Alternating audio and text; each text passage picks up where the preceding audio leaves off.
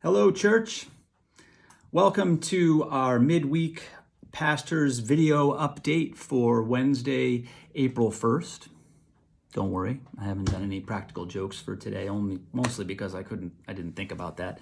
But wanted to start off our update this week with a few kind of logistics, some upcoming planning stuff. Some of this you may have gotten from the emails that Barb Grandstaff sends out, but I think it's always good to share things multiple ways. First thing is the upcoming worship services for Holy Week. This coming Sunday, April 5th, is Palm Sunday. So as part of Palm Sunday, we will be celebrating communion. Virtual communion. So I'm going to ask each of you, when you view the video, to have some type of bread-like substance, like a cracker, if not bread, but something bread-like and juice-like with you so that you can participate in communion when we do communion this coming Sunday, April 5th. Next week, there will not be a midweek update as like this one that you're watching now, only because we will be doing a special video for Maundy Thursday, a worship service for that day. So that'll be the focus of my midweek efforts next week. And then April 12th, Easter Sunday. So look for us on Sunday morning for our Easter worship service. Yesterday, later evening, I posted the first of our video Bible studies. So some of you may have seen it. If not, it's on the website now. All of you are welcome to do it. It's starting off as just a recorded thing, as I mentioned this in the video, but I'd like it to become maybe a live thing as well, and then also still continue to be recorded so that you can access it at any time. But it is a 11-week or 11-session study of the major parables of Jesus, and any necessary schedules and readings that you might need. All that stuff is on the website as well. So look for that. Hope you all participate in that. Just this morning, I was approached by a friend of mine who's an ER nurse in Sacramento, and she told me that along with all the other supplies that they need, like those N95 masks, the cloth masks that a lot of people are making these days, and then the gloves. What they really need right now is surgical caps. They're just very hard to come by. And I know that's not only true in Sacramento or any of those hospitals down valley, but really up here also Auburn Faith. They're really in need of these surgical caps.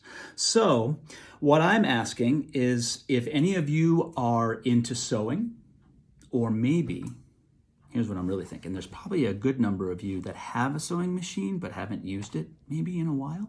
This is a great opportunity to pull it out of the closet. It's like we're back in home economics. I'm going to provide a pattern, and right after this, you'll see it in a graphic. I'm going to send a link for a pattern you can use, and there you go. So start sewing some masks. They would so appreciate any amount that we can provide, and this is also going to be for men and women. So just if I can find something that has something different for men and women, I'll see about that. But that's to be determined.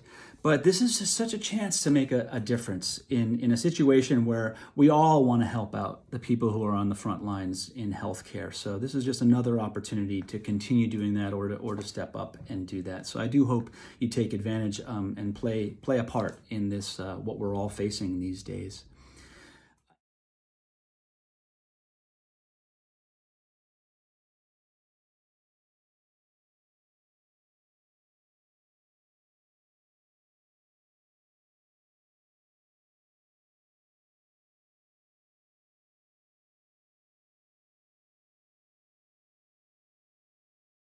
And for those who did create a cap or a group or a bunch of caps, I'm going to leave a bin outside the church office. It'll say this, surgical cap donations, and I will just check this regularly and deliver them to where necessary. I'll probably coordinate with Jenny Serrano for up here at Auburn Faith, and then with my friend who's the ER nurse at Kaiser Sacramento.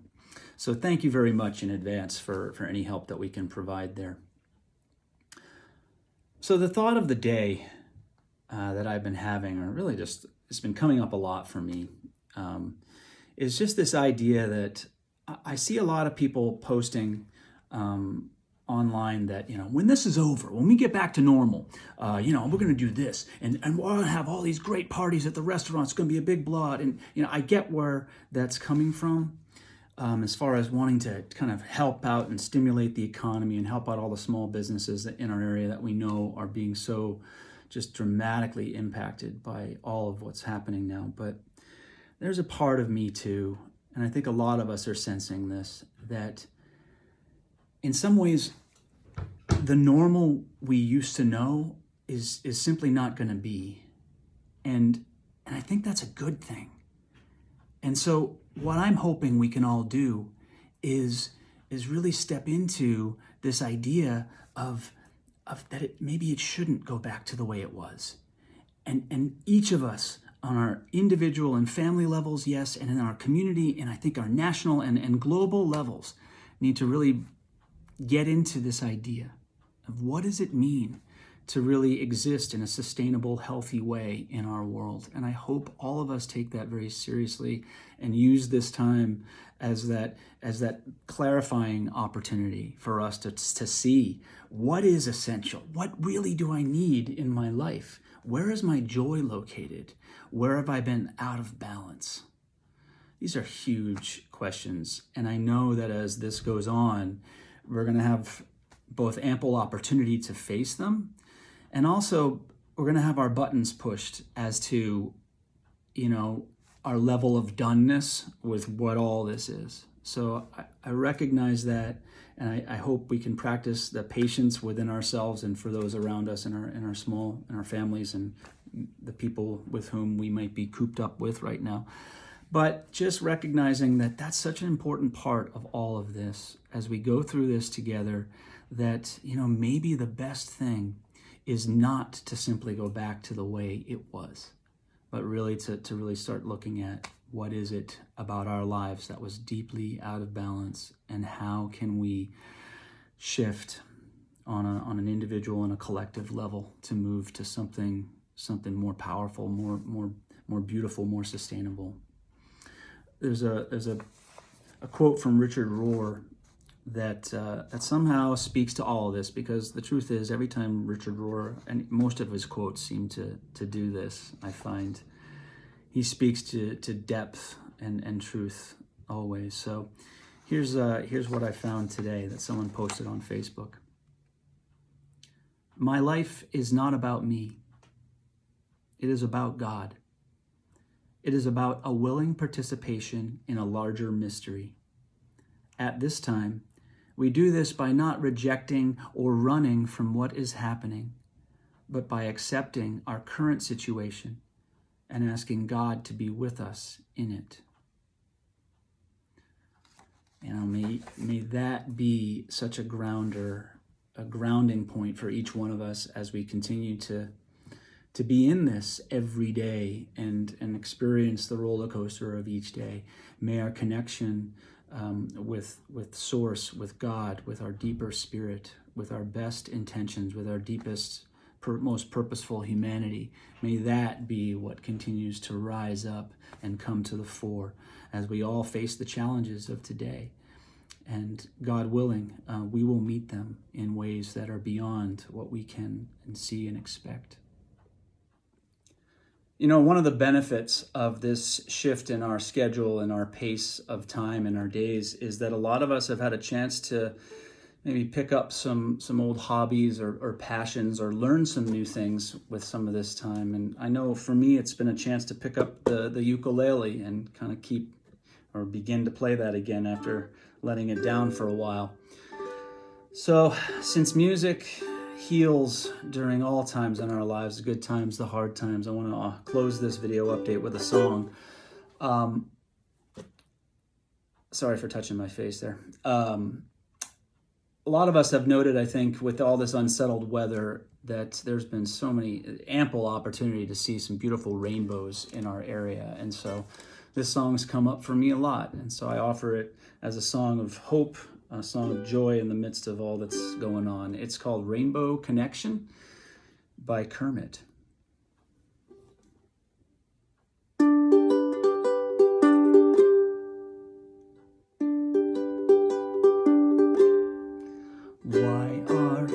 there's so many songs about rainbows and what's on the other side.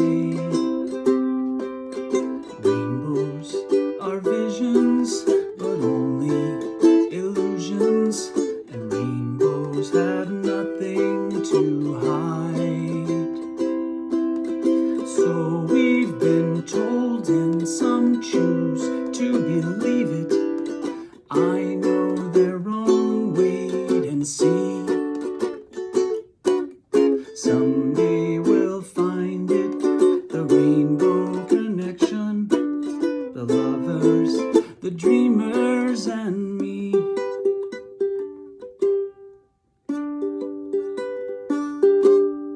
Who says that every wish would be heard and answered when wished on the morning star? Somebody thought of that, and someone believed it. Look what it's done so far. What's so amazing that keeps us stargazing? And what do we think we might see? Someday we'll find it, the rainbow connection, the lovers, the dreamers, and me. All of us under its spell. We know that it's probably magic. Have you been half asleep, and have you heard voices? I've heard them calling my name. Is this the sweet sound that calls the young sailor? The voice might be one and the same. I've heard it too many times to ignore it. It's something that I'm supposed to be. Someday we'll find it, the rainbow connection, the lovers, the dreamers, and me. La da da dee da da do. La da da da da dee da do.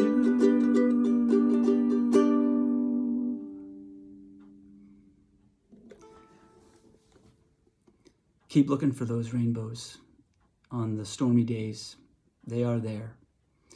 May the love and the peace of God hold you all days and always. Amen.